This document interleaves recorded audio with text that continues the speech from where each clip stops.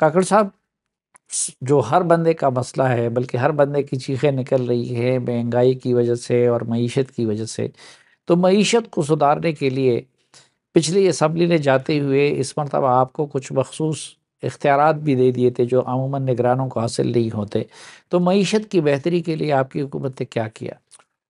صافی صاحب، جو ہی ہم نے چارج ازیوم کیا ہے اس حکومت میں، آپ کو پتہ ہے کہ سب سے جو بڑا کرائسس تھا وہ معیشت کے حوالے سے ہی تھا۔ انفلیشن آؤٹ آف کنٹرول تھی، ہمارا جو فارکس ریٹ ہے، ایکسچینج ریٹ ہے، وہ بے قابو ہوئے جا رہا تھا۔ ایک ایگریگیٹ ڈیمانڈ ڈالر کی بہت زیادہ بڑی ہوئی تھی، روپی آرٹیفیشل انداز میں ڈپریشیٹ ہو رہا تھا، ڈالر کسی طریقے سے قابو میں نہیں آ رہا تھا۔ یہ وہ تمام مسائل تھے۔ ٹیکس کلیکشن کے حوالے سے بڑے سنجیدہ سوالات موجود تھے۔ اسپینڈنگ آف دا گورنمنٹ جو تھی وہ بذات خود ایک اور چیلنج تھا۔ سرکولر ڈیٹ، یہ وہ تمام مسائل ہیں، اگر ایک دن میں کسی کے سامنے بھی رکھے جائیں تو نروس بریک ڈاؤن کروانے کے لیے کافی ہے۔ اللہ نے کرم کیا، اللہ نے ہماری مدد کی، اور لوگوں کی دعاؤں کے ساتھ، انسٹیٹیوشنل انپٹ کے ساتھ، انسٹیٹیوشنل سپورٹ کے ساتھ، ایک ایک کر کے جہاں جہاں ڈویبلز تھے، جو اچیو ہم کر سکتے تھے، اس میں ہم نے فوکس کر کے کام کیا۔ مثال کے طور پہ جو ایلیگل ٹریڈ تھی ڈالر کی، اس کو اوپر کریک ڈاؤن کیا، سمگلنگ پہ کریک ڈاؤن کیا۔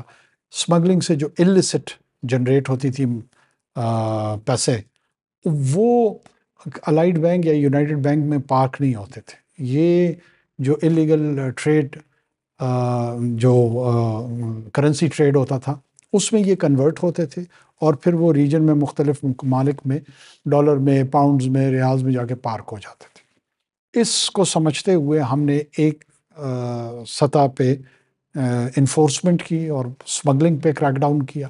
دوسری جانب جو یہ اللیگل ٹریڈ کرنسی میں انوالو لوگ تھے، ان پہ کریک ڈاؤن کیا۔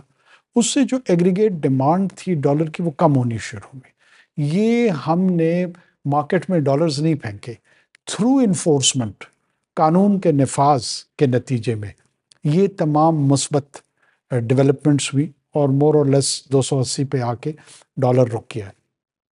انفلیشن پہ میں سمجھتا ہوں کہ کافی حد تک ہم نے قابو پا لیا ہے۔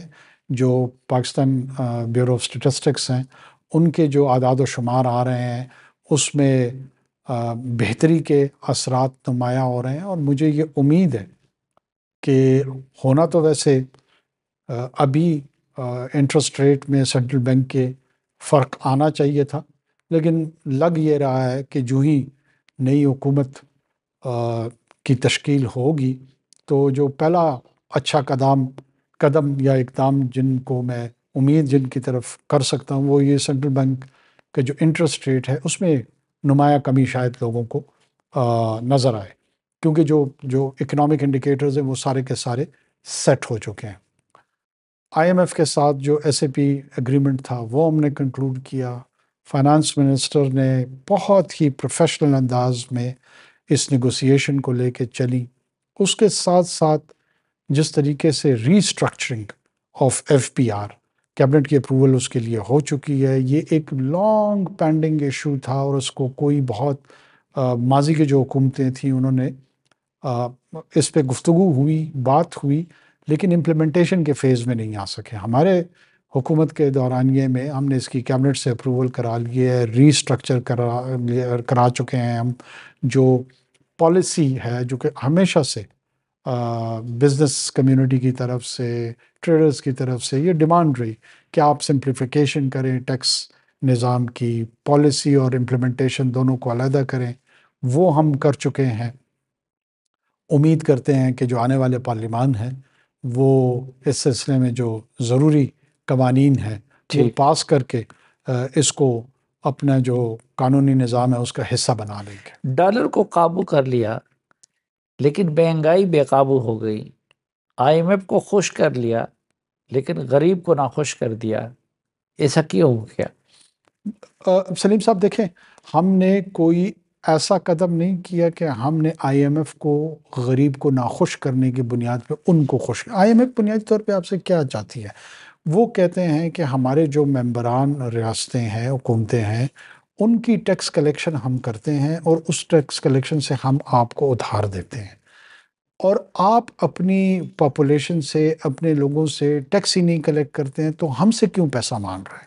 جو کہ میں سمجھتا ہوں بنیادی طور پہ، اصولی طور پہ ایک درست رویہ اور درست بات ہے۔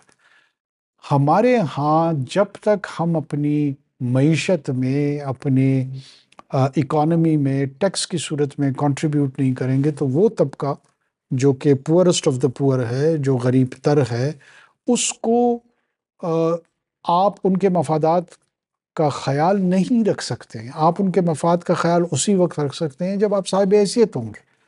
اب کوئی بھی حکومت کس طرح صاحب حیثیت ہو سکتی ہے جب اس کے پاس جو آمدن کا ذریعہ ہے وہ ٹیکس ہے، اور وہ آپ کلیکٹ ہی نہیں کرتے ہیں، آپ کے اندر وہ صلاحیت ہی نہیں ہے موجود۔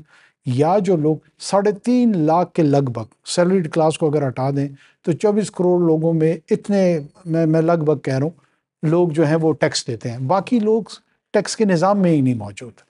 آپ کے ڈیفرنٹ سیکٹرز ہیں، آپ کا ریٹیل سیکٹر ہے، آپ کا ایگریکلچر سیکٹر ہے، آپ کے سروسز میں لائرز، بڑے بڑے لائرز ہیں جو کہ بڑی بڑی فیسیں لیتے ہیں یا چھوٹی فیسیں لیتے ہیں، وہ ٹیکس نیٹ میں موجود نہیں ہے۔ ایک صاحب مجھے کہہ رہے تھے کہ نہیں جی لیکن لائرز وہ جو ہیں ٹیکس نیٹ میں آپ کیوں نہیں وہ لائے؟ ٹیکس دیتے ہیں۔ میں نے کہا ظاہر ہے جب آپ کارپوریٹ سیکٹر میں تھرو بینک ریسیو کرتے ہیں وہ تو ایٹ سورس کٹ فہیم جاتا صاحب، ہے۔ یہ بڑے بڑے لائرز اور ان کو ٹیکس نیٹ میں لانے کی بجائے آپ لوگ بجلی کے بل کی قیمت بڑھا رہے ہیں، آپ لوگ وہی جو جی ایس ٹی لگا رہے ہیں، جو کہ عام آدمی بھی اسی طرح اس سے متاثر ہوتا ہے جس طرح ایک سرمایہ دار اس سے متاثر ہوتا ہے۔ میں یہی آپ کو عرض کر رہا ہوں، یہی ریفارم ہم نے ایف بی آر کے جو ریسٹرکچرنگ کی ہے اس میں تجویز کی ہے اچھا، کہ اس میں جن جو نان ٹیکسڈ سیکٹر ہے اس کو ٹیکس سیکٹر میں کیسے لے کے آنا ہے، انہی چیزوں کی طرف ہم نے تجاویز دی ہیں۔ دکانوں میں لاکھوں کروڑوں روپے کی شاپنگز ہو رہی ہیں، اکنامک ٹرانزیکشنز ہو رہی ہیں، لیکن وہ بالکل ٹیکس نیٹ سے باہر ہے۔ اگر آپ ان کو ٹیکس کرتے ہیں تو ایک ایجیٹیشن یہاں سے شروع ہو جاتی ہے، اور ساتھ ساتھ میں مہنگی دوا کے لیے بھی ایجیٹیشن ہوتی ہے، اسکول کے نہ ہونے پہ بھی ایجیٹیشن ہوتی ہے، ہسپتال کے نہ ہونے پہ بھی ایجیٹیشن ہوتی ہے۔ ظاہر ہے آپ یہاں سے ٹیکس کلیکٹ کریں گے تو ان مسائل کی طرف خرچہ کریں گے۔